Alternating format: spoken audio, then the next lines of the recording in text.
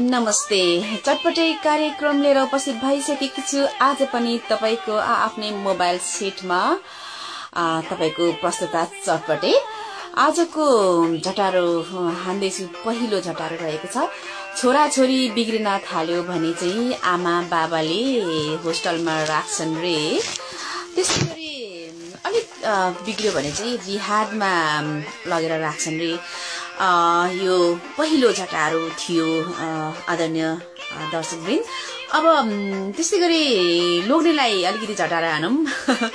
लोग्नेले चाहिँ तपाईलाई मक्ख पार्न थाल्यो भने चाहिँ अलिकति बिग्रिन थाल्छ रे।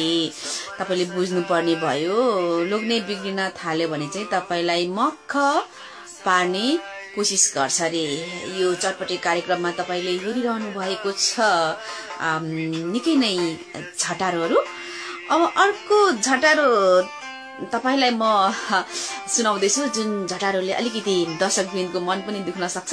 मन नदुखाउनुहोस्, यो अलिकति कार्यक्रमको लागि मात्र बनाएको हो। जुन रहेको छ, मायामा धोका खाने मान्छे चाहिँ गीतकार बन्छन् रे। र पुलिसलाई पनि अलिकति मन दुख्न सक्ला, चोर्न मन पराउने मान्छे चाहिँ पुलिस बन्छ रे। झटारो हेरिरहनु भएको छ कार्यक्रम चटपटेमा। र अब अर्को झटारोतर्फ म लाग्दैछु। जुन झटारो रहेको छ, पागल हुन लागेको मान्छे चाहिँ गायककार भन्छन् रे। अनि पागल भइसकेको मान्छे चाहिँ प्रस्तुता भिजे आरजे बन्छ रे। तपाईलाई कस्तो लाग्यो? मन परे लाइक गर्नुहोस्, मन नपरे गाली गर्नुहोस् है।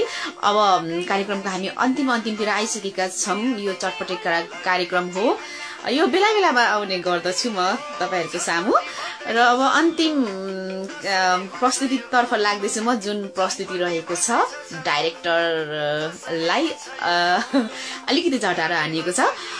धेरै तपाईलाई स्वास्नी चाहिन्छ भने, धेरै बिहा गर्नु मन छ भने चाहिँ डाइरेक्टर बन्नु रे। धेरै बिहा गर्न मन पराउने मान्छे चाहिँ डाइरेक्टर हुँदाखेरि चाहिँ फरक नपर्ला। आजको यो चटपटे कार्यक्रमबाट म तपाईहरुको चित्त नदुखाइकन बिदा हुन चाहन्छु।